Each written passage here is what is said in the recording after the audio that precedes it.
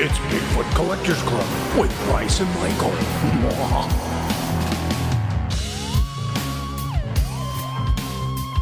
I know a ghost story or two.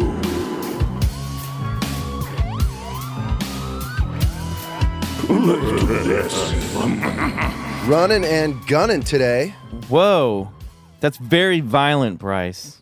It's an expression of post haste, man. That's fine. Hey, welcome back to Bigfoot Collectors Club, episode 39, the podcast where we talk to amazing guests about their personal paranormal history and share tales of high strangeness. I'm your host, Michael McMillan. With me always is your other host, Bryce Johnson. And our trusty producer, Riley Bray. Hey, guys. How was your Labor Day weekend? Oh, it's good, man. How was yours? That sounded like bullshit. Great banter. I asked you a question. Yeah, it's fucking great. You threw it Let's right move on. back at me.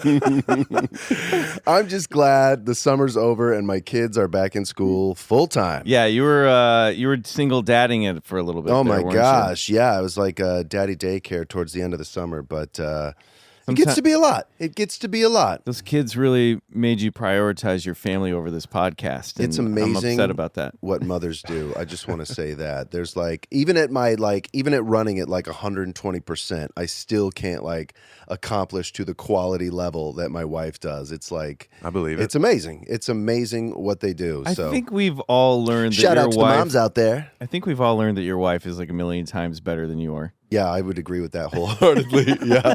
If only she believed in Bigfoot, then you'd be in trouble, buddy. Then I'd be in trouble. I know, totally. Well, we have an amazing guest with us today, sitting here in the studio, silently nodding along. You know he's a professional. He's waiting for his introduction. I would say this is the better half of Acker and Blacker. Oh, we had Ben Acker on previously. He's the co-writer and creator of Thrilling Adventure Hour. He's the host of the Writers Panel podcast, and he has a new comic book series called Hex Wives coming out in October for Vertigo, which is awesome. That's an imprint of DC Comics. Ladies and gentlemen, please welcome Ben Blacker. Woo! Thank you. What's up? Long-time listener. Oh, no. First True. time. I love That's the show. awesome. Oh, Hell nice. yeah, Really? dude. Yeah. Oh, That's God, fucking There are no that's really surprises cool. here. All right, cool. Love that. So you know I'm how going to this- beat you to every segment. Oh, that's do. awesome. I would actually enjoy it if you did. Go ahead and host the show. You You don't trust Bryce anymore. I don't. He's been a stranger. For good reason. First of all, what For is good happening reason. with your microphone Thank over you. there, Thank you. Bryce? No, don't You worry don't even about know it. how to podcast How anymore. dare you, sir? How dare you, sir? Is this your first time? Yeah, it's always my first We've time. been a little out of sync because we also do, shows up on the Patreon, and I think, Bryce, you've been missing, other than the Bigfoot Movie Club. I think we haven't had you for like 6 episodes over there. Oh, that's not true. Really? Yeah. Let's review, and also this is a good chance to plug the Patreon. We had Bigfoot Boys this summer in August. You were in that. Then we had Campfire Stories, Church Lady Werewolf. You were not in that. Oh, yeah, no, I wasn't. Then we had Riley Went to Burning Man. You were not in that. We had Bigfoot Movie Club. Okay, You were I in don't that. like this game. And then we had a bonus with Maggie Lawson that you were also not in. Well, This is the segment where we shame Bryce for having I a know. family. I think I'm angry, and it's just coming out right now. I'm sorry. I'm No, coming at. that's You know what? okay. I'm the one who's running and gunning, and I apologize. All good. All I'm here good. to interview new co-hosts. We're gonna see how this goes for the Oh next my 40 God. minutes. Ben's and then- our crisis management for today. Yeah, totally. He's I'm still getting over how amazing your names are. Ben Blacker and Ben Acker. You're gonna have to get over it. I know, I'm going to have Well, to get over it. I think that's so... We've been working together for 15 years, so It's we incredible. almost never hear it. Right, I know. It must not be a first for you guys. I'll but- be the first to admit it. So Ben Acker usually contacts me much more than Ben Blacker. I don't like to leave my house. We socialize sometimes, and he'll text me. And literally, when Ben got in touch because he's like, "Hey, I'd love to come do the show." Which, of course, we'd love to have Ben Blacker on the show.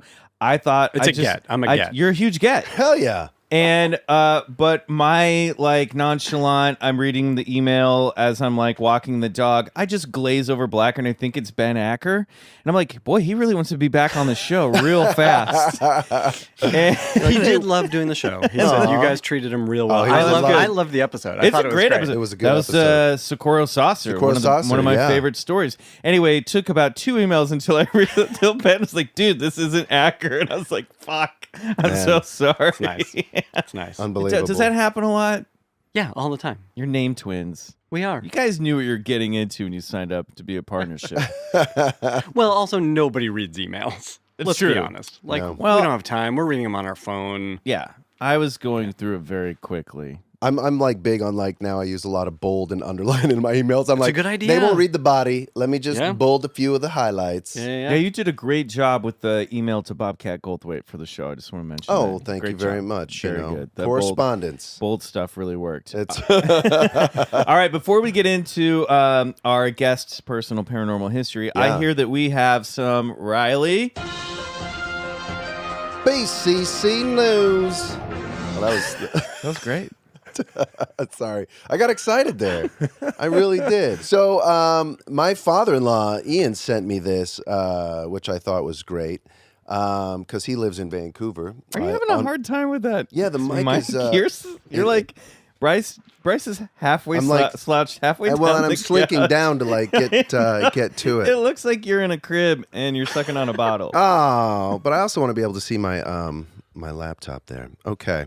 All right. So, so this came out August 15th, and the headline reads, "Bigfoot lawsuit lacks an air of reality, say BC lawyers." Oh yeah, this Yes, is sort of an so- update to the larger story with Claudia Ackley up in Washington State as well. Yeah, absolutely. So this is Todd Standing. Yep.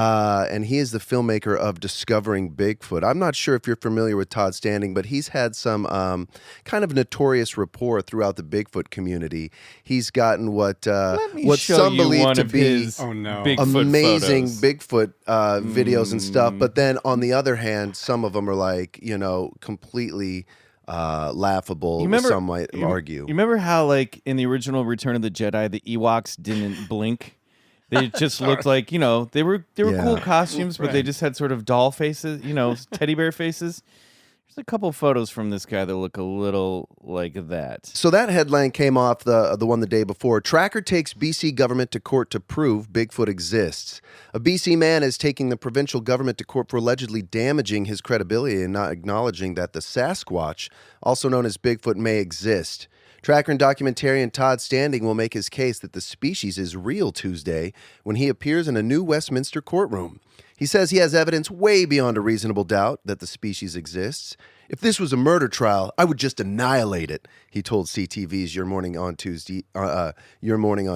I'm going to overwhelm them with evidence. Really weird quote. It really is. He's either going to march into the courtroom and pull down his pants, or march into the courtroom and pull down his pants and just take a giant shit. Why is anyone giving this guy any Oh, good God. Oh, so he's showing shocked. the He's shocked photo. at the realness. The photo is You must be showing him the insane. Muppet one. That yeah. looks like a Muppet. Yeah, that's Yeah. some dark crystal shit. Yeah, that Yeah. is some dark crystal shit. Why is anyone listening to Now, this what's lunatic? strange This about makes that? Me so sad. in that same documentary, he has this one Bigfoot that he's with a videotape he's filming, This and is it's like his second attempt. and it's like through trees. Let me see. This one. Oh, that people think that's is a him. that's a bad. Yeah, That people think is him in makeup. yeah. There was Obviously. there That was doesn't one. even look like the same species. I think it's a tree in makeup. Yeah. So it sounds like you're not convinced at those photos. I've seen them the up movie. in the I've show seen links. the movie. It was actually a pretty interesting movie. It's fun, but it feels very. That's the once thing, I once- got to these, I was like, You can't do it. I I'm know. turning it off. Doesn't know. this make you so sad that, like, there's stuff going on in this world? And I this know. guy's like, I'm taking this to court. I Yeah, know. I have to prove this. Well, wait a minute. what are you doing? I am in favor of Claudia Ackley in Northern California. I'm in favor of her same. She's trying to do the same thing with California, get Bigfoot recognized as official wildlife, because she and her kids have seen one like once or twice, and I actually kind of believe her story. She's not passing Are along. these people who live in the woods? Like that Yes. movie from a couple of years ago? Well, Oh, Mama? What made sure. Not what I was thinking. No, that oh, I what can't made this remember what it's guy called. interesting was that he's like a professional tracker, and that he learned from the First Nations people. So he would actually go out on his own and without a gun or anything like that. Thank And God. and he would go like deep into the woods and wear like his ghillie suit and like sniper in. I do. I mean, like the one thing that movie shows is like he does seem to know his way around the forest. Oh, which for is sure. Like, all right, I couldn't camp to the extreme measures that he does. No, hell no. I couldn't camp. Well, and another bit of controversy too is that Get that straight. He partnered up with Les Stroud, the survivalist. So you get this mixed bag of like credibility. So what's happening? I don't know that you do. Yeah. Oh, Les Stroud's the man. Excuse me. Yeah, but he got paid to do this, And presumably. who's Les Stroud? Les Stroud is the survivalist. I don't know if you've ever watched those shows on like that, but he's like a Bear Grylls. Better than Bear Grylls. Like Bear Grylls had a yeah, that's right. better than Bear Grylls had like a film crew with him. Les Stroud was notorious for just being out on his own individually and being in the woods and doing these great survival shows. Not only that, is that he has two incredible Bigfoot encounters that turned him into a believer. So as much time as he spent out in the woods, he finally came out and he was like, I've had a couple experiences that really turned me around and raised the hair on the back of my head. That's the kind of credibility I can get behind. Yeah, for sure. Like, he actually has credibility. Yeah. Let me ask you guys a serious question. Okay. If these lawsuits go the way that the people in them want them to, and both, Vancouver and California are like, okay, sure, Bigfoot's real. Right, You did right, it. Good right. job. Totally. Like, how do we make these people go away? Do this? Okay, great, sure. Where does that leave you guys? Like, what does that do for the Bigfoot community? Not much. Because I think actually even in Washington State, he's recognized in their guide of flora and fauna. He or she. Bigfoot Or is they. actually recognized as a real species within the flora and fauna catalog. So Is that right? yeah, I believe so. But nobody gives a shit. Like, it doesn't change the fact that It this doesn't is change a anything, and then they'll put some- cryptological No, he's phenomenon. not going to emerge through a light portal and go, finally, Legalized. You see me. I feel seen. all it needed was some legal documentation. Suddenly, it's sort of a reverse Thanos situation where just Sasquatch start appearing all around us. that would be Whoa. awesome. That would be the best case scenario. Yeah, that would be great. Well, Been with you this whole time. anyway, that's his story, and they kind of laughed him off. None of it has convinced the BC Fish and Wildlife, which has refused to recognize. And his if there's work like for a bunch of decade. Canadian barristers laughing at you, then you're a real schmuck. They're You're a very real polite. schmuck, yeah. So that's the Todd Standing taking the BC government to court. All right. Well, that's good to know. Good luck. We need to contact Claudia Ackley. I want to get her on the show. Get her on the show. All right, we'll do it. Use bold in your email. I looked at Riley. I was like, Underlines. get on that, Riley. You're not wrong. You're not wrong. Well, Ben, Yes. this is why you came here. What is your personal paranormal history? Oh, you guys, I had a ghost. Really? No joke. You have a baby ghost? No joke. In my old Congratulations. place where my wife and I lived for 7 years, this was I think a 1924, 1926 duplex in the Koreatown Hancock Park area. And we lived on the first floor. And we both independently reported seeing a man standing in the hallway who was dressed in I would say 50s businessman garb, like salesman. Like a holding- Don Draper ghost. A little tackier. Okay. A little Ooh. tackier. Yeah. Like it made me think mid 50s, even early 50s. Not as slick. Wow. Not as slick. Holding a sales case. So like Roger Sterling trying to make it. Exactly. Like if there were a prequel. Right. Which I would totally watch. Yes. Like a Better Call Saul Sterling's for Roger. I'm Come on. in. You sold that in the room. Come on, let's do it. But we both reported this independently to other people, and I forget who was like, "You guys need to talk to each other." Wow. Right. Right. One, you saved our marriage. But then in that same, and it was by there was a long hallway and a closet at the end of the hallway, and we both saw it in the same spot, and our dogs would go and bark at that spot and scratch at that spot, and it didn't feel harmful. Like it was a very benevolent feeling. It Sure. was just a dude hanging out, standing in Weird. the corner with his case. What do you make of that? We A friend who is into ghost bullshit, because we don't believe in ghosts. Right. We believed in our ghost, Right. but we generally don't believe in I love ghosts. ghost bullshit. I love That's that. funny because usually when you see one, it opens your mind up Yeah. You to would think. the concept as a greater whole. Yeah, you would think. Not Not so so, much. Interesting. So wait, all right, yeah. So a friend was like, maybe, like, she said she thinks that ghosts are like attracted to metal. And there was an incident in our kitchen where like first the electricity went out. And then the metal tray slid out of the toaster. We were not in the room. We were in a different room. And the metal tray slid out of the toaster.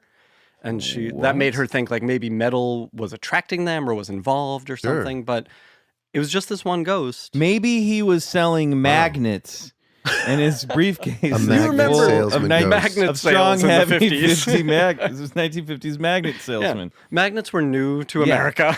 Refrigerators were really becoming a big thing. Yeah. So when you guys told each other about what you had seen, We was it freaked kind of... the fuck out. Yeah. Tell me about that. Like, that must have been crazy. It's like when you are like getting to know someone and you're describing something you have in common, because we could not believe that we basically, like, he had sort of a plaid jacket, Right. like a dark plaid jacket. Like, we were describing the same thing. And You it guys was experienced the same thing? insane. But it never felt like, oh shit, we have to get out of here, or who are we going to call? Like, Ghostbusters. Right. Oh, I wish I had thought of that. Like, we were just like, oh, we have another roommate. Right. And we didn't see him all the time. And in fact, like the last 2 or 3 years, we didn't feel it at all. So I have no idea, but it was very specific. Did it spark your interest in the paranormal or ghosts or anything? No. No, I'm Bryce? good. No, I was afraid to go. Well, I'll tell you this. Here's why it didn't. Right. Shortly after that, I guess it wasn't that.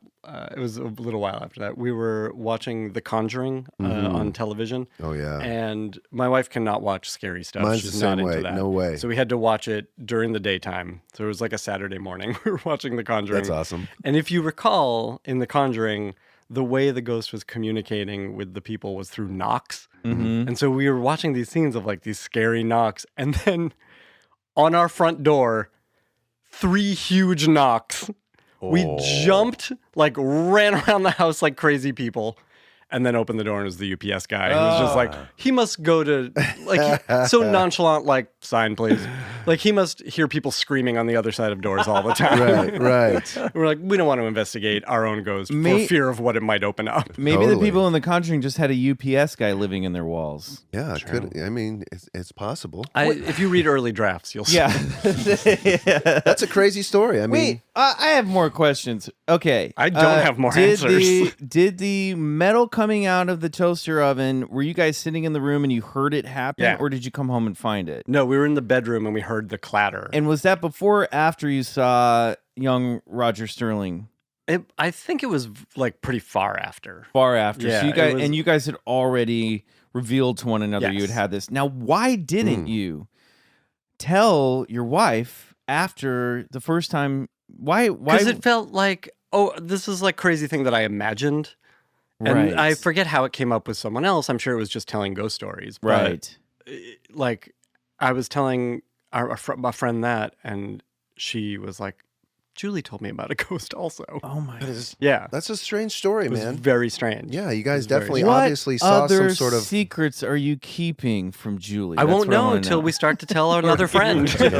Maybe if we tell you and then she tells you. She listened to the podcast. Exactly. She's like, I also have a Bigfoot lawsuit in DC. that's She has pending several in court. pending. Yeah, yeah. That's wild. Do you think that ghost was disappointed after it went to all this trouble of hunting Totally. you guys, and then you just had this nonchalant response to it? It picked the wrong people to hunt. It really 'cause, like, did. No one could be less interested. You know, it seems like that- a lot of effort, and then it's just like Yeah. they don't That's even the want- that's the willfully nature of coming back sales. from the dead. Exactly. That's He the nature of couldn't make a sales, sale. you know. Yeah. So. I feel like maybe he just wanted to be seen and was satisfied once that like we sort of talked to each other, because we really didn't see it or feel it. And then we moved to our new place, and it like there's a feeling you get from a haunted place, I think. And we moved to our new place and it just feels dead. And it's also like a 26. Good dead or bad dead? Like, Good dead. Like no activity. There's dead. no activity. Like Yeah, it's that's good. It's hollow. Like it's like atheist dead. a sound Atheist room. dead, Yeah. right. Yeah. It's empty. It's full of hopelessness. This house is clean. Perfect. Wow. Well, that's wild. I think you prove our point that we make on the show sometimes, that you have people who like experience these things and just move on with their lives and don't think much about it, and then other people who are like, I have to start a podcast. It felt so harmless, and I don't know, it felt like the dumb way to say it is the ghost didn't want us to do anything. Like he wasn't asking for anything, he was just being seen. And as I said, like I don't believe. I'm not a believer in this stuff. And just, I don't know. Well, I can't reconcile. Yeah, how do you reconcile not being a believer with seeing something like this? Usually in cases like exactly when you have multiple witnesses confirming and verifying the same type of details of some sort of phenomena. I don't believe those people. But I mean that sets you on the trail of truth, you know? Grade A snob. 100%. Those people are kooks. Right. My ghost was real. Oh no, I'm afraid for my story. No, but I'm with Bryce on this. Like, how do you? I don't get it. I'm open to it. I'm open to it being real, but I'm not going to chase down every story and think that. Like, I'm a hard sell. When you say you're open to it being real, are you open to the thoughts of perhaps this might be an entity from the afterlife? Are you open to the thoughts that perhaps this is just some energy apparition? What are you open to the idea of? After having heard you talk about the various kinds of or explanations for what a ghost could be, I like to think that there's some kind of lingering energy. Yeah, I think that makes a kind of sense to me. That said, in my brain, I know people are just meat. Right. You know? Right. Like when you're dead, you're dead. Right. Delicious meat. Yeah. I think we all have a heart out for lunch. Sure. No, it's very true. I mean, I'm with you on. But that's what I'm having. That's what I can't reconcile. I think it's some sort of energy thing too. Listen, Nikola Tesla said, to understand the secrets of the universe, think in terms of frequency, vibration, and energy. So obviously, you know, this guy who couldn't make a sale, it really affected him, and maybe there's some sort of energetic pattern that remains in that spot. I like that. Here's the other thing along those lines. Sequel to Death of a Salesman. Right. Right. The posthumous sequel. Afterlife of a Salesman. Totally. Yes. Sold it in the room. In putting together this comic book, Hex Wives, which is about witches, I've talked to some practicing witches who kind of have similar things to say about like energy and, you know, like vibrations and stuff like that. Sure. And I talked about like, what does it mean to do a spell? That seems insane to me. Yeah. Right. And the things they talk about, which is sort of like, it's about putting energy in the world. It's about like, if you curse someone, that curse is going to come back on you. So you don't want to put that bad energy on someone, but you can do another thing, which, and like at that point you're splitting hairs, but I think there's something to that is unexplained, but I do ultimately think there is going to be science discovered behind it. Yeah, I like that. I like that theory. I'm just amazed. Also, I got to plug the book, which I think I think that's important. Totally. So wait, when does it comes out in October? I'm glad you asked, Mike. It comes out on Halloween. Oh, ooh, awesome. appropriate. It's about witches. It's if Samantha from Bewitched didn't know she were a powerful witch and was being held as a suburban housewife against her will. Oh, that's great. So sort of Stepford Wives. Yes. Meets Bewitched. Great, love it. I love that. Also, he's wearing his Bewitched T-shirt. I'm on brand. Speaking of Halloween, wasn't it last Halloween that we ran and gunned to get our first episode on the? I tried to do past tense. Ran and gunned to get our first episode of BCC on the air. Yeah, right? Is that right? And it'll be our 1 year anniversary. It will be, and our 1 year anniversary falls on a Wednesday this year. Cool. So I think we're gonna have cooking up an idea for a Halloween special. Oh, dude! To Well, we'll celebrate our 1 year. definitely. That's great because now every Halloween is gonna be our birthday. Yeah, that's great. I love This is that. fucking That is perfect. righteous. It's like Yeah. we planned it. Yeah, I love it. Congratulations. Well, and you Thank too. you. That's a feat. Yeah. Like a Yeah, year, we're coming a up year on a doing year. podcast is pretty good. And thank you very much. I mean, I just celebrated 400 of the writers panel, but Oh, a year wow. is great, you guys. A year is great. So tell our listeners a little bit about Do you writers. not want to talk about Bigfoot? No, we'll get to it. We already have. Tell our listeners a little bit about Writers Panel too. Writers Panel is a podcast that I put out every week in which I talk to writers about, mostly television writers, about the business and process of writing television. If there is a program that you love, I found the audience to be sort of 70% writers or people who want to write for television, and 30% people who love DVD extras. Right. Like the fans of that stuff. I good miss audience. those DVD yeah, extras. totally. Me too. The knock in DVD sales has really stolen a lot of the fun stuff about what made DVDs cool in the first place. I agree. So people who like that stuff, I think, will like and if there's a TV show you love, I have had the creator or one of the strong voices from that show on the podcast. That's great. How often do you guys talk about like Betty and Barney Hill's abduction or like the Zanfreddi? Only constantly. Okay, great. I edit them out tune in. I edit out of most podcasts, but it comes up almost every time. Sounds like we could use some of that on our bonus section. Yeah, totally. Fantastic. All right, well, I can't believe you saw a ghost and you still don't believe in ghosts. That's amazing. First time. That's a weird. You're a weirdo. I like that, know, though. But you're I'm our kind of complicated. weird. That makes me like you more. I get it. Okay. Well, we're gonna take a quick break, and when we come back, it's time for High strangeness. Right? Yeah. Is that a question mark, exclamation point type thing? You know it was. You're already curating your Bigfoot museum in your head. I can see it. It's happening.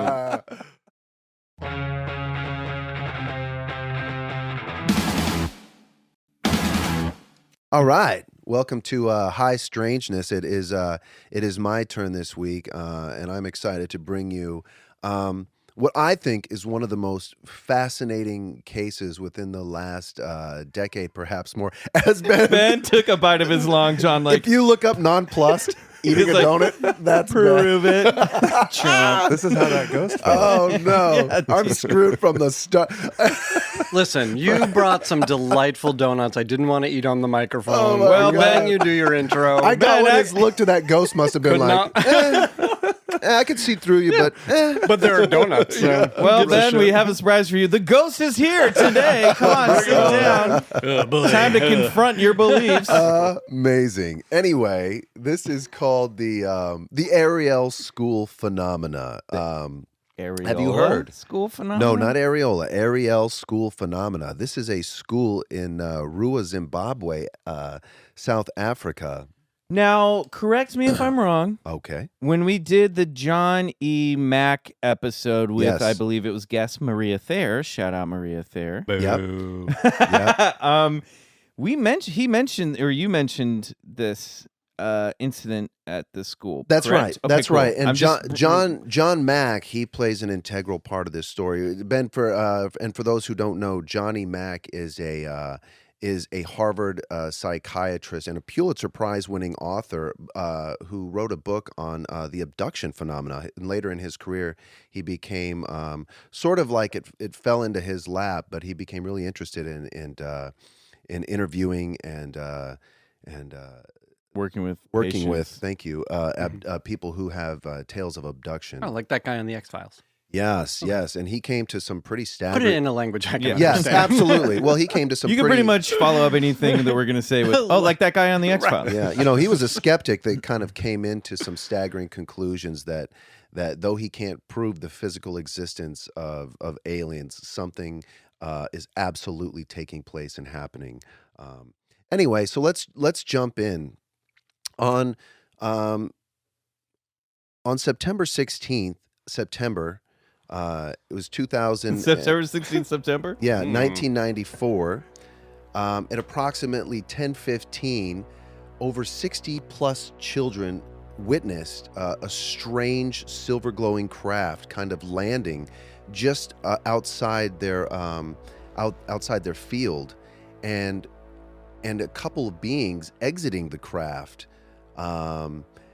And this sort of sparked the Ariel School Phenomenon. Now, they were all on the morning recess. And what's weird about this is that all the adults from the school, they were inside during a staff meeting. So really, there's about 200 kids, outside on the playground. When they see in the light sky these like kind of three silvery objects, and they're kind of like floating around in the sky. One of them seems to like come down and descend right into a field that's really only about 50 yards from where they're playing. And they kind of hear this kind of loud noise. And outside the vehicle, Had it, lost it. They see It's the loud noise. they see No, this, I got it. I worked in fake radio for years. We are all being silently judged. They see this 1 meter tall kind of being exit the craft. Now, all these witnesses, these are kids from about 1st grade to 7th grade, so varying in ages from about 5 to 13. And they're a mixed culture, kids from Australia and New England and Africa and But they're all, I'm sorry, their ages again? they range from like 1st grade to 7th grade. So unreliable. Yeah. Well, yeah, no, but you'll get to a point that kind of like that prods the story later is that, it was really these kids who witnessed this. There wasn't any adult witnesses. There was the night before 3 airline pilots logged in reporting seeing this strange glowing orb outside their left wing. And they called that in. Not only that, 2 days earlier, they would report a UFO streaked across the sky over southern Africa. And now one of the Africa's leading researchers, Cynthia Hine, she did a MUFON investigation on this UFO flap called Case Number 95. This is about the UFOs they saw a couple days before that landed craft in the school of Zimbabwe. But anyway, I want to get back to what happened there. So these kids report seeing like about a 1 meter tall creature wearing this kind of black skin tight suit, kind of described as like what a diver suit would look like. Skinny neck, large head, black almond-shaped eyes, and long black hair. So this is like an alien gray, but with hair. Yes, absolutely. Somehow that's more disgusting. Yeah. One kid described it like it looked like Michael Jackson, but with a bigger head. Is it possible it was Michael Jackson? It could have been. He does have a jetpack. He does have a jetpack. Now, Or did. He's dead now. a couple of them was described. Where it gets Unexplained. interesting is like, the number of these beings that they witnessed kind of varies. Most of them agree that it was around 2, but some reported seeing up to 3 or possibly even 4 of these beings. Which will kind of get into like sort of what I believe is happening here. That all this phenomena runs through our own personal filters. Sure. So like being the witness to a car crash, we can all witness that same thing and describe it in different ways, I saw 2 long-haired aliens crash that car. I saw Michael Jackson crash that car. Now, they reported one of them kind of just like, sitting on top of this, what they described as a silver disc. And they said one of them kind of approached a group of the kids. And a lot of them became very frightened. A lot of them were The kids or the aliens? the kids, and some of them became pretty excited as well. Now, the only adult on the playground was one of the kids' moms, and she was running what was called the tuck shop, which is just where they sell sweets and treats. I want to hear more about this. Of this nature. Well, she had a child who went to the I have school. a real sweet tooth. Yeah, and What kind of candy do they have? they came running up to her. The teachers were all in the staff room for the weekly teachers meeting, and the only other adult on the school premise was Miss Allison Kirkman, a physiotherapist, who was voluntarily running the tuck shop. Shortly after 10, a few of the children noticed something strange beyond the playground, which was dotted with several clumps of trees. Now, besides which, no one knew what dangerous... Oh, anyway, Mrs. Kirkman told that when the children came running into the tuck shop talking excitedly about a small man running around with a band around his head and a one-piece suit, she was totally skeptical. Perhaps she said they were trying to get her out of the tuck shop because there were sweets and cakes, of course. Mr. Museum Curator? Yes. We have time for one question. One question, please. Okay, I'm just confused. Yeah.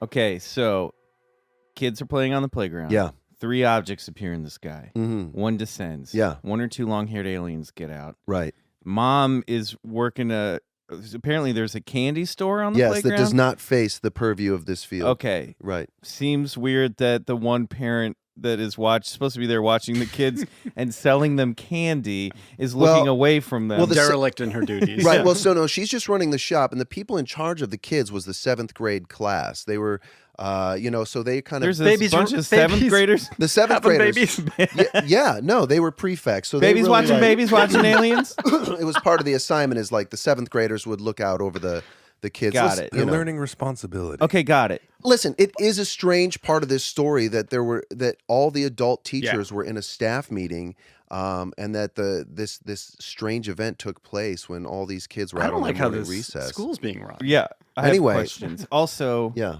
now what is what's the alien with the band around its head in a 3-piece suit? that No, just a the one-piece suit. suit. That's just Oh. that's just one The of the wetsuit. one of Oh, the got ways it. the witnesses described it. Okay, got it. Who's a dapper I'm alien? still thinking about your ghost. Oh, yeah. Okay. When that's- I was in 3rd grade and went to summer camp, we swore there was a gremlin in the woods. Really? We were wrong. Oh. Not the same thing. Listen, Roughly the same thing. listen, no, not at all. Listen, this is 60 kids who witnessed something absolutely phenomenal happen. Now, when they ran back in to go tell the teachers in the staff meeting, Okay, here we go. the teachers were like, they all thought the kids were making this up. Of course. Now, the kids go home that night and they continue to tell their parents. And their parents called the school the next day and said, "What is going on with our kids? They are obviously spooked. They're, they're having these kind of traumatic feelings taking place." Why are they being watched only by 7th graders? Yeah. And why was no one told Michael Jackson would be making an appearance on the I should have playground? never said the Michael Jackson. No, it's part of the careful on fun. this. And I the know. candy's too expensive. Anyway, so one of the parents calls the BBC, and they come out. Absolutely. They send out a veteran war correspondent, Tim Leach. Now, Tim Leach is a BBC reporter who has covered genocide and atrocities in Africa. And when he came upon this scene, he basically took the position of like, well, there must be some logical explanation. These kids saw a plane or something had landed. But later he would go on to say that once he started interviewing these kids and hearing these stories, he couldn't get away from that. They were telling the truth, that what they had witnessed, they had actually believed they had witnessed. And it had a profound effect on his life and his view of reality. Now, which is amazing that they actually sent out reporters. So they sent reporters to this school where they're able to interview the kids. And a veteran MUFON field investigator, Cynthia Hind, out of Africa, she had the right mind to, Bryce isn't reading any of this, by the way. Yeah, I thought Once again, I just... all his name. I'm just saying, we've talked about this on the show before. You just have this amazing ability to remember names and stuff like this. Well, I wanted to shoot this one from the hip instead of just read it off the page, It's also like a great campfire story. Yeah. Like you are telling this in a riveting way. Oh. It's a lie, like a campfire story. But how dare you? No, so Cynthia Hind, she has all the kids draw what they witnessed. That was my next question. And the drawings that they came up with. Now, I brought you a sheet, Ben. I think I'm Thank going to you. grab it. you know I only like physical evidence. Yes, you have to see. Did the aliens do anything? Did they just show up in the field? It sounds like they frolicked with No, the kids. Did they interact with the kids? Yeah, well, the interaction brings even more to some. Here's some of the drawings that the Oh, kids. boy. Kids are I terrible caught artists. Kids are terrible artists. What? Now, These are all different. yeah. This is like someone said, hey, draw an alien. So a bunch of kids drew different aliens. Well, like I said, they all kind of had an experience or witness of the same thing yet different. Whoa. So now, back to John Mack. He just happens to aren't be in so Africa different. at the time, doing a documentary case on a few of Africa's famed abductees. When he gets this call that like, hey, the shit just hit the fan at this Ariel School Phenomenon. Tim Leach, the BBC reporter, he calls him. He says, "I'm in way over my head. You should come down here and check this out." so Tim Leach was on board. Yes. Oh my gosh. He's buying this. No, he is absolutely, and this is a guy who's been shot in the war fields. And, Well, that explains it. And so he's seen things. Oh, is he a ghost? He might have been a ghost.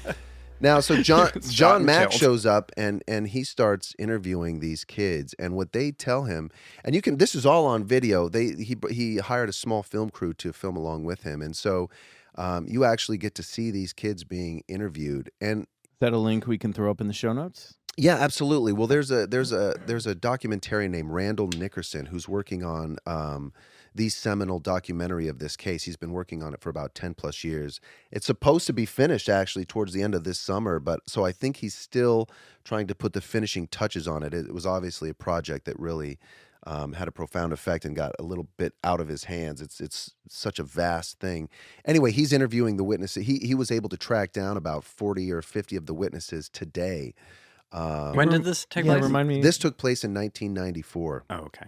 So a lot of these witnesses today Back when it was a simpler time. Yeah, it was a We simpler time. believed in aliens. We did. And so he's interviewed a lot of them Like today. that guy on the X-Files. Yeah, just like that guy in the X-Files. So John Mack, award-winning Harvard psychiatrist and psychotherapist who has had a tremendous reputation of working with children in his past, he gets there and he goes right to it, starts interviewing these kids. And what he uncovers is like, how did you feel? And a lot of these kids were like, I felt very terrified. One girl said, I had this strange feeling that I was going to be living on an earth where all the trees were cut down and that there would be no air. Whoa. And so she's not the only one that said that. A few other of the witnesses described, like one little girl I recall saying, it's like she got this message that we weren't taking care of our planet, and I don't know if you're familiar with kind of UFO phenomena or lore, but there's a lot of the common threads that run through abductees or experiencers that have to do with environmental issues and stuff like nuclear disarmament and just these big kind of topics that range in that. And anyway, he would ask these kids, how did that happen? Did they say this to you? Or and one girl just recalled saying, I just remember looking into this being's eyes. One of the beings came really close and just having those feelings in my body. And when she got home, she couldn't help but to just feel traumatized from having that sort of an experience and telling her parents like that. So this is one of those strange things. And one witness I wanted to say, her name was Emily Trim, and she spoke at an international UFO Congress in February a couple years back, and she gave an extremely emotional account of her experience. She was crying when she spoke of the encountering ETs floating above the ground, and she said that she fell to her knees before one such being whose face kept changing between that of an alien and that of a lion. Whoa. Yeah. I've never heard anything like that. Very I like that a lot. Yeah, very strange, I'm gonna right? steal that. One little girl stated that upon seeing the beings, when she got the horrible feeling that we weren't taking proper care of our planet. Oh, and I already said this. But yeah, when pressed by Harvard psychiatrist John Mack how she received these thoughts and feelings, she replied, through their eyes. Now, these are kids who have really no idea of what, mind-to-mind communication is. Telepathy. They really don't. And not only that, this is a place and a time where they're not privy to a lot of UFO syndication or research. So they're not. They probably weren't getting the X-Men cartoon. No, they weren't. So that's what makes this tale all the more strange. It's a prep school. They might have been. True. Was it Professor Xavier's prep school? Yeah. Is this a school for gifted youngsters? Yeah, totally. Sorry, I was looking at my notes. Let's see. I've never been so afraid in my life when I started to realize that there was actually something to this story, said Tim Leach. And that's when he reached out to John Mack. I think I already mentioned that. But anyway, so that's the kind of the tale of the Ariel School Phenomenon. And these kids kind of reported that this craft just sort of, they never reported it actually landing on the ground, more or less just kind of hovering. And did they see it take back off and fly off? No, it just vanished. Wow. What? It just vanished. Yeah. So it actually didn't take off and they see it fly away. But they were in the sky before, they didn't Yeah, land. yeah. So here's my question. Yeah. Not to poke holes in this very Sure. believable story. Right. And hold that thought. Yes. Because when we come back, we'll ask you. What the hell was that?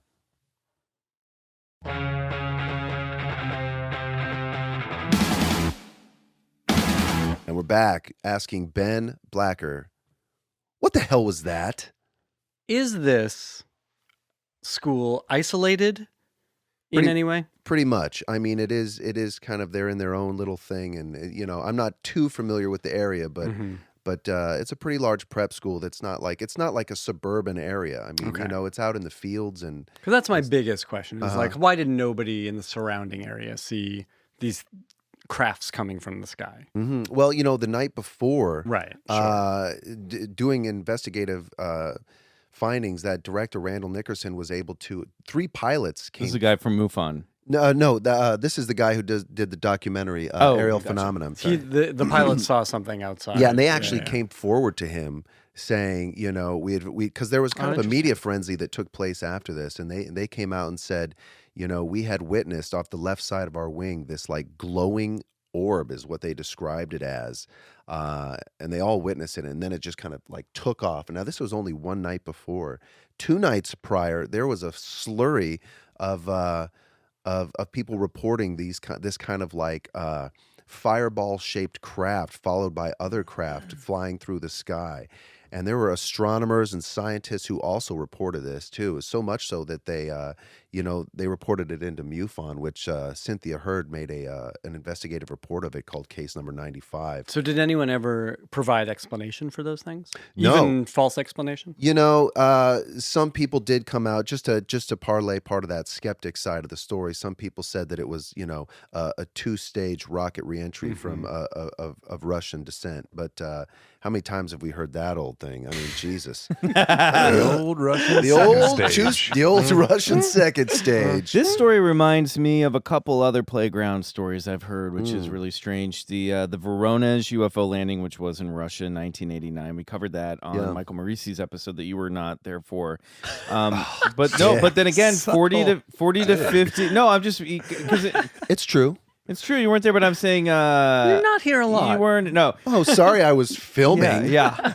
But that was one where 40 to 50 witnesses, a craft lands, 1 to 2 beings get out. A little robot was there and interacted with the group of people and then took off. They'd seen lights around Voronezh the night before. And then in the weeks after, there was other sightings of craft and creatures following, like for the next week. Now, some of that we can probably attribute to the press running with it and people getting a little hysterical and wanting to be part of the story. The other story this reminds me of, and this is in Graham Hancock's book Supernatural, which we've mentioned a million times on this podcast. And this one freaked me out. There was a story, and I can't remember exactly where it was. It wasn't in the States. It was either, I think it was in Europe. A bunch of school kids were playing when they were a group of what they call little gnomes descended on the playground driving tiny cars. Yeah. And that story freaked me out because when I was a kid, I had a dream that I was on the playground and like gnomes with red pointed hats came out and started playing with all the kids. And I still get goosebumps. It was one of those dreams that stuck with me because it felt more like a weird supernatural nightmare. Yeah. And it wasn't fun. I wasn't excited. It was scary. And it was always one of those that I just remembered and being super creeped out by. And then when I read that in the Supernatural book, I was like, whoa, that must be tapping into some other type of phenomenon. So there are these stories of entities presenting themselves to groups of kids in playgrounds, which is so strange. Now, I think the big disservice that sort of happened in this case is that, when they went in to tell their teachers and their mentors and their peers, a lot of them just didn't believe them, Of course. which is unfortunate because, Well, they're a bunch of unsupervised children that have access to unlimited amounts of candy. They're hyped up on sugar. And Dr. Mack tried to point out as a psychologist, he's like, listen, we're never going to know what exactly happened, but to discount what these kids are trying to tell us as lies, is actually harmful to them and a complete disservice to what they're experiencing, And this documentarian, and I recommend you go check out the site, arielphenomenon.com. We'll put it up in the show link. Yeah, for sure. He's followed up with a lot of these witnesses and like a lot of these, people who have experienced this sort of traumatic high strangeness, they didn't want to talk about it. And it still had a profound effect on their lives, like 20, 30 years later.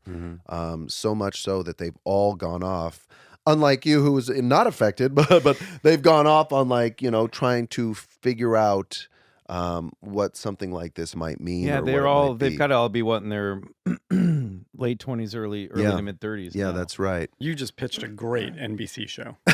True. Good job. Sold in the room. Yeah, they were selling shows right and left. Yeah. Should have had you on killing it earlier. today. I know. So Totally. what do you think? Yeah, what's your Mr. take This on is, Blacker? this is a really interesting story. The details of it make it very believable to me, but of course, specificity is key in fiction because it makes it believable. There's stuff I had never heard. There's stuff that, as you say, lines up with other stories. But ultimately, don't you think we would have heard about aliens? If this were going on. Right. Has a story like this, which again is very believable, happened in the past 5 years when everybody has a phone has a camera in their pocket? Well, that's a great question. And to that, I would say yes.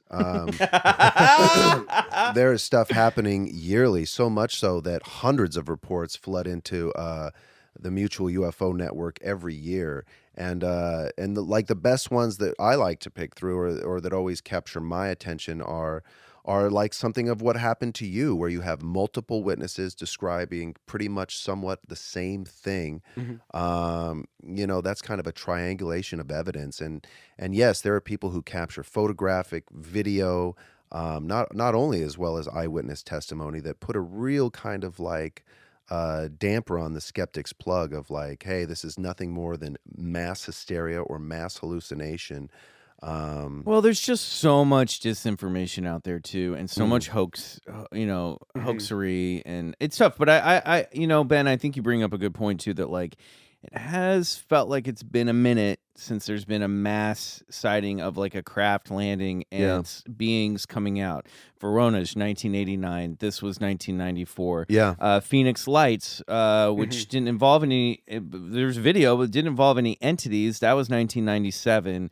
It's been a while since we've had we almost thought we had one in San Diego last week, but it turned out to be military flares. Is that right? Right. Yeah, That's and the video does seem to be pretty conclusive that that's what it was. But it is interesting, and even the abduction phenomenon itself really seemed to peak in the 80s and 90s. And maybe it's part of a larger pattern that we don't quite understand. Maybe due to the fact that we do have video cameras in our pockets now, that they are sort of fucking with us in some degree. Yeah. I don't know. I mean, who knows? Maybe the Wi-Fi signals that we're carrying around with us are blocking our third eye from being able to see these things. Who knows? I don't know. Maybe it's more entwined than we think. I don't know. You make a hat out of foil and it. Yeah, exactly. that's true. You can guard against that. Fixes the Wi-Fi. I would argue the biggest news to come out in the last year or so was that groundbreaking New York Times article that shed the light that, hey, the government has spent $22 million investigating unidentified aerial phenomena, running a program called ATIP, which is the Advanced Aerial Threat Initiation Program, funded by 3 bipartisan senators, and also releasing videotape footage of these strange metallic crafts evading F-18 Hornets. With audio of the pilots talking about what they're seeing while they're seeing it. Yeah, so that was kind of a big news break and sort of a validation for a lot of ufologists. And one stuff of the like ways that. that Harry Reid got so much funding for that in the Senate was because other senators who had flown planes during World War II, during Korea, during I don't know, maybe Vietnam, but they talked about seeing they themselves during wartime seeing craft flying outside their planes that they could not explain. So, I think people see this shit more than we, there's credit for it. And to answer your question, Ben, I think we do know about this stuff. We just don't know what it is. And I think that a lot of that, again, information is being withheld from the public. And also I think it's just so much shit on the internet, including this podcast, that it's hard to discern what's real and what's not. Yeah, totally. And for some reason, it doesn't strike a that chord through everybody that says, hey, this is the most important thing that I should be talking about. But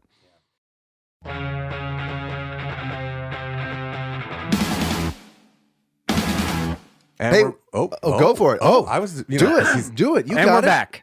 Oh, Nice. He beat us to it. Well, with 400 podcasts, he knows when to come The in. man knows when he's back. Yeah. Anyways, a long-haired alien wearing a headband just picked up Michael and took him away. Had to fly him away. Yeah. So finishing up with the better half of Acker and Blacker here with Ben Blacker. And we just discussed the Ariel School Phenomenon story. And Which he's conclusively on board with. he's on board It's a pretty with. good story.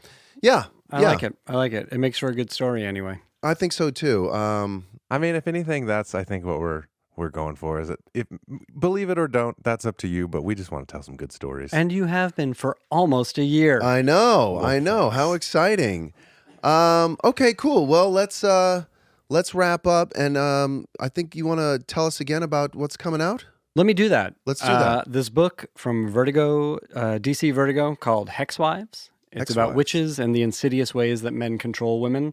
I've learned in doing comics that pre-orders are very important. Yes. So I think this will be out within the next couple weeks. But the It's out thing tomorrow. to do... Oh, great. Yeah. So listen, if this comic book sounds good to you, and my artist is amazing and the colorist is absolutely incredible, so I hope you'll check out at least the first issue. If it sounds good to you, listener, call up your local comic book shop. Tell them you would like a copy of Hex Wives. They will order it for you. Then, on Halloween, you go in, you give them $4, and you get your copy of the comic. I don't even care if you read it. Just pre-order it. If you pre-order it, it means I get to do more. Like, I want to do this comic for 100 issues. Totally. I have so many stories to tell in this world. And while you're at it, why don't you go ahead and get a copy of Adventure Van? Yeah. by our boy Michael. Yeah. I'm excited for that. It's Yeah. really great. Our It really audience is all about these type of stories, and Michael has shown us before, just like you said, that pre-orders can be a huge boon to what we do to keep telling these creative stories. So check it out and do that if you're listening. And also, find us on iTunes and rate and review us, because it really helps get our podcast noticed, and we're trying to crack that top 200 thing. It is. We are getting very close. Yes. And it's very exciting to top 200 in comedy. So if you guys wouldn't mind just clicking some stars for Well, you us. should be in the science category. I know. I agree with you, Ben. I agree with you They kicked us 100%. out. Is that true? Yeah, they moved us over to comedy. So, Oh, that's cute. A science podcast. so for now, we'll have to suffice as a comedy podcast. No, which is what we are. No, yeah, we always we were a we, comedy we try not to take ourselves too seriously, but we take the facts seriously. That's Facts, right. Ben. Facts. that's right. I like that. I like that a lot. But everything else, Everything is, else, not so much. Not Yeah. so much. That's it for this episode of BCC. Check us out next week. We got a really good one coming. Yeah. Thanks for listening, you guys. We love you. All right. Bye-bye. See you.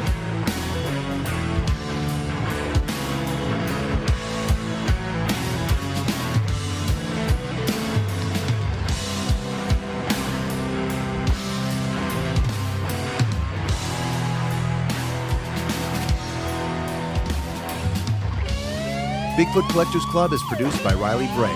Our theme song is Come Alone by Suneaters, courtesy of Lotuspool Records. If you like the show, please rate and review us on iTunes. It really helps get the podcast to more listeners. To support the show, check out our Patreon page at patreon.com/Bigfoot Collectors Club and unlock multiple reward episodes every month.